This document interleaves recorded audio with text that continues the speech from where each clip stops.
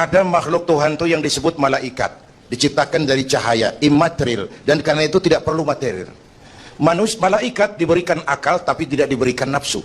Kalau malaikat selalu benar, nggak istimewa. Kalau malaikat nggak pernah salah, wajar. Nggak ada yang bikin mereka salah.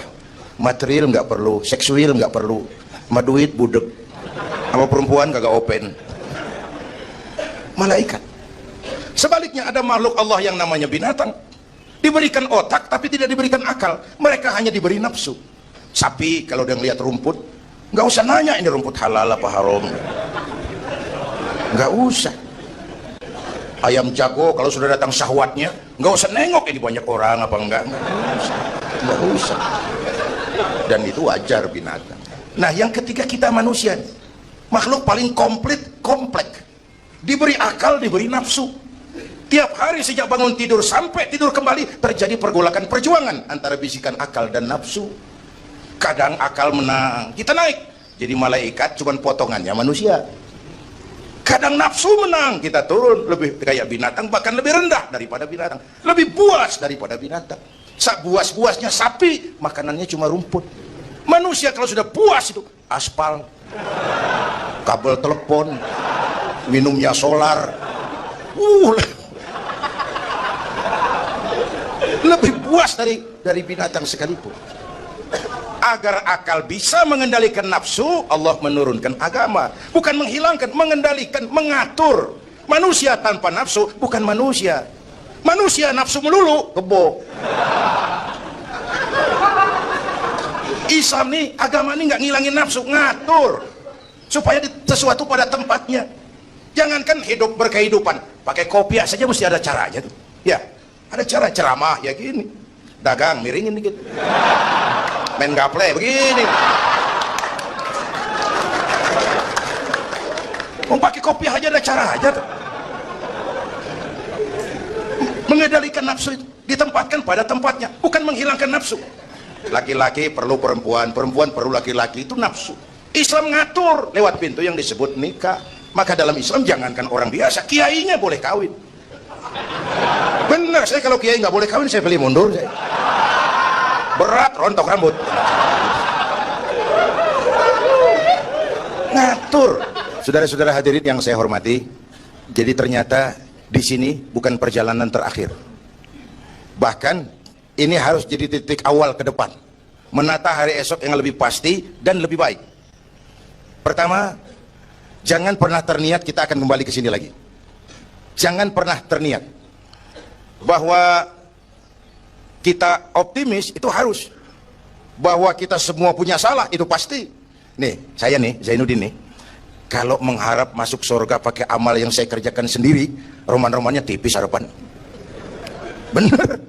Sholat saya berapa banyak saya tahu, sedekah saya berapa duit saya tahu, sholat saya berapa banyak saya tahu. Terus saya baca sejarah, Nabi Adam dosanya atu, makan buah khuldi. Nabi Adam dosanya atu, dikeluarin dari surga.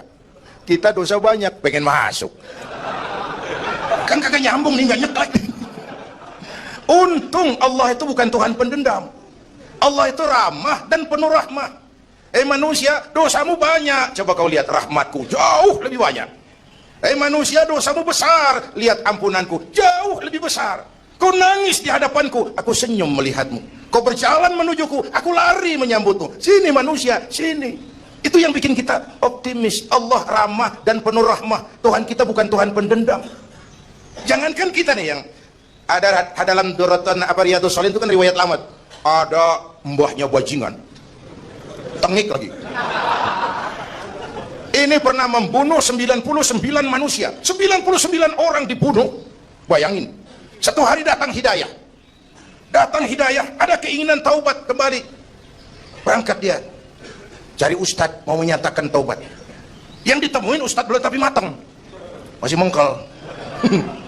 Assalamualaikum ustadz. Salam. Kenapa? Ustadz, saya mau nanya, apa? Saya mau taubat, bisa nggak sih? Emang dosa ente apa? Saya pernah bunuh 99 orang, Ustaz. Oh, ente kelewatan amat.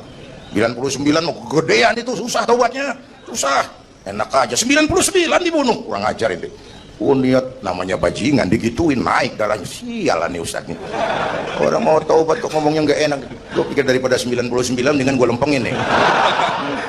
Akhlakul karimah itu kriterianya itu langsung dari Allah. Jadi bukan manusia yang menentukan sesuatu itu baik, benar, salah. Itu hak prerogatif Allah. Nah, akhlak ini lebih lengkap, lebih sempurna daripada daripada adat misalnya. Anak muda yang lewat di depan orang tua membungkukkan badan, itu dianggap sudah cukup beradat, tapi belum tentu berakhlak. Niatnya apa dia bungkukin badan? Ngelihat kaki-kaki udah bongkok. Tergantung niatnya. Secara adat dia sudah beradat, tapi belum tentu berakhlak, bergantung motivasinya. Oleh sebab itu dalam Islam, akhlak itu 3. Pertama, akhlak kepada Tuhan. Ini yang terpenting dan ini pondasi. Akhlak kepada Tuhan itu intinya 2. Jangan menyekutukannya dengan sesuatu pun, jangan menyembah kecuali hanya kepadanya. Itu. Berakhlak apa tidak kita kepada Tuhan? Kelihatan dari 2 ini. Jangan menyekutukannya dengan sesuatu, jangan menyembah kecuali hanya kepadanya. Itu sumber nilai akhlak. Jangan menyekutukan Tuhan dengan terang-terangan atau remeng-remeng. Kadang-kadang kita terang-terangan enggak, remeng-remeng kejebak. Gue entak pakai cincin ini nih, tuh, cincin dah. Gue entak pakai cincin ini nih. Jangan anak perawan, nenek-nenek lihat gue lemes. Nenek-nenek ya lemes. Nah, jangan menyembah kecuali hanya kepadanya. 1. Yang kedua, akhlak kepada sesama.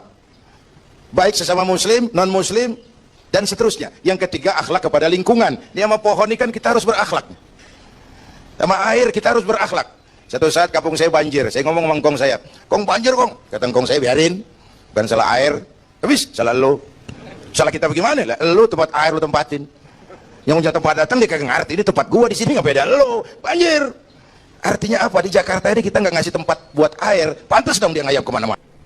Al-Quran mengajarkan, "Wa tilkal ayyamu nudawiluha bainan nas." Hari itu kami putar di antara manusia. Tidak ada yang tetap. Segalanya pasti berubah. Sehingga para filosof bilang yang tetap adalah perubahan. Yang tetap adalah perubahan. Ada saat datang, ada saat pergi. Ada hari dilantik, ada saat menyerahkan jabatan. Ada saat berdiri, ada waktunya duduk. Semua datang dan pergi silih berganti. Dalam proses perubahan itu sering terjadi pergeseran nilai. Ya Bu? Apaan? Ah. Serius banget. Emang kudu serius. Dalam perubahan itu sering terjadi yang disebut pergeseran nilai. Sebab apa? Sebab Al-Quran sudah memberikan indikasi.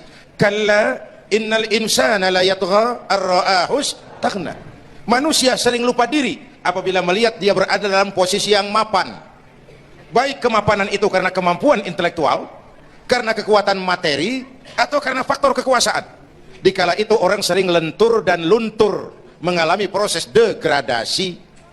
Banyak orang tadinya dengan lantang teriak, "Berantas korupsi, ganyang korupsi," cuma karena belum dapat kesempatan. Begitu dapat kesempatan, korupsinya lebih gila dari yang diteriakin. Ada nggak yang model begitu? Di luar negeri. Di luar negeri, luarnya lagi malah. Terjadi proses degradasi. Makanya saya sih ngarepin, ini menteri-menteri kabinet baru kayak yang kemarin dilantik, DPR baru, saya ngarepin waktu dilantik tuh baca doanya, nawaitu sauma godin. Niat puasa dulu deh. Ini negara lagi kurang tapi bagus, ekonomi masih gonjang-ganjing, rakyat masih Senin Kemis. Nawaitu sauma godin dulu deh. Nunda dulu, nunda tempe boleh habis maghrib. Nunda entaran. Tahu boleh habis maghrib. Menteri mau naik mobil mewah boleh, ntar kalau ekonomi udah mendingan, rakyat napasnya udah pada lega. Nah itu ini malah dilantik malah Allahumma lakasumtu. Doa buka puasa yang dibaca habis rakus semua jadi. Dengerin ngikutin senturi ya, ban bingung kita. Siapa yang nanggung jawab ini? Yang jawab banyak banget, yang nanggung kagak ada. Bener nih, yang jawab semua jawab pakai jurus bekelit. Yang nanggung kagak ada. Nih ujung-ujungnya saya khawatir kayak lagu Bengawan Solo, akhirnya ke laut. Kalau udah ke laut udah kagak ada yang ngurusin, udah ribet urusan. Kita ini sekarang banyak yang merasa pinter tapi tidak pinter merasa. Akibat era informasi kita banyak tahu tapi nggak tahu banyak. Coba dong, siapa aja ngomong apa aja diomongin, begitu dia dedemin gue juga katanya. Banyak tahu tapi nggak tahu banyak. Merasa pinter tapi nggak pinter merasa. Orang tuh kalau merasa pinter yang timbul keangkuhan. Tapi kalau pintar merasa, yang timbul kebijakan. Ayolah, nah itu sama Godin sebentar kok, nunggu maghrib deh. Kalau ekonomi udah beres, rakyat hidup jodoh rada mapan, itu menteri mau pakai mobil buahnya mewah, masa bodo amat. Ya, dong menteri-menteri di Inggris harga mobil dinasnya 200 jutaan. Padahal Inggris yang bikin Rolls Royce, Inggris bikin mobil Bentley, Inggris bikin mobil Aston Martin. Aston Martin. Itu merek parfum apa mobil pakai? Hah? Merek parfum apa mobil? Merek mobil bang. Itu Aston Martin yang dipakai James Bond itu. Oh iya iya. Punya pakai? Gue juga katanya.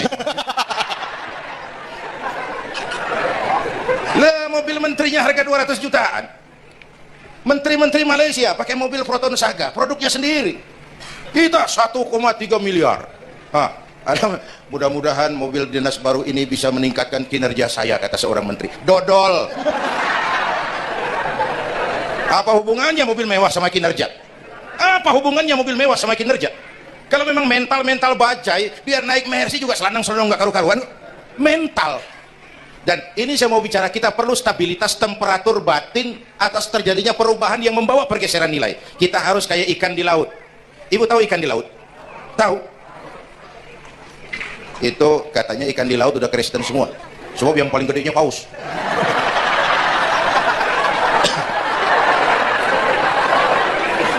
Menghadapi arus perubahan kita itu harus seperti ikan di laut, kata saya tadi. Ikan di laut biar 3 tahun berendam di air asin, nggak ikut jadi asin tuh ya. Kenapa? Karena dia hidup. Ikan yang hidup 3 tahun berendam di air asin nggak ikut asin. Tapi begitu dia mati, ikan mati mah bagaimana keadaan? Digarmin asin, diasemin asin, ikan mati. Orang yang jauh dari agama jiwanya mati. Kalau jiwanya mati, gampang diasam garmin lingkungan. Dekat sama ustadz, kalem kayak ustadz. Dekat sama tukang mabuk, teler aja lagi. Gue sih bagaimana yang nyampor aja gue mah. Gampang diasam garmin lingkungan. Tapi orang yang jiwanya hidup, silakan buka tempat pelacuran di samping rumah saya. Pantang saya ikut. Silakan buka tempat judi di depan rumah saya. Nggak bakalan saya ikut. Silakan buka minuman keras di belakang rumah saya. Nggak bakalan saya ikut. Jiwanya hidup. Dan jiwa akan hidup kalau agama hidup di hati kita. Kita tidak bisa menghindari perubahan. Kita tidak bisa menghindari arus persaingan. Sekarang ini jangankan dagang, jadi kiai juga kalau nggak sanggup bersaing. Ini bahasa kasar tapi jujur. Curhat. Karena sekarang orang hidup di zaman banyak pilihan. Pergeseran nilai pastilah terjadi. Dulu tahun 60-an, Betawi ini sebelum listrik masuk desa, asal sore habis maghrib kita jalan masuk kampung, berasa banyak Islam tuh. Berumah sono anak muda lagi pada baca Yasin. Belah sono yang sono lagi latihan barzanji, belah sono ibu-ibu mengempet ngapalin sifat 20. Dulu tuh masih rumah gelap, belum ada listrik. Ya, anak muda lagi belajar huruf Al-Quran. Alif dasar alif bawah alif dapan u a e u mim dasar mata dalapan talam dapan lu mata lu. Berasa. Nah, begitu masuk listrik, rumah pada terang, terjadi pergeseran nilai. Apa yang kita lihat? Televisi main gede-gedean. Ya, ya. Ngaku lu ngaku. Suara Al-Quran sepi. Jangankan yang baca barzanji, yang apal sifat 20, yang baca Quran pun sepi. Ini pergeseran nilai. Dulu sosial kontrol tajam, Pak. Orang peduli sama lingkungan. Dulu, sekarang lu gue. Ya, ya. Dulu kalau ada anak gadis hamil di luar nikah, aib, malu selebar kampung. Sekarang makanan hari-hari. Benar-benar nih. Ibu-ibu lebih menghargai selingkuh daripada poligami. Ayo ngaku. Yang bapaknya senyumnya lebar banget nih Pak. Yang bapak. Terjadi pergeseran nilai.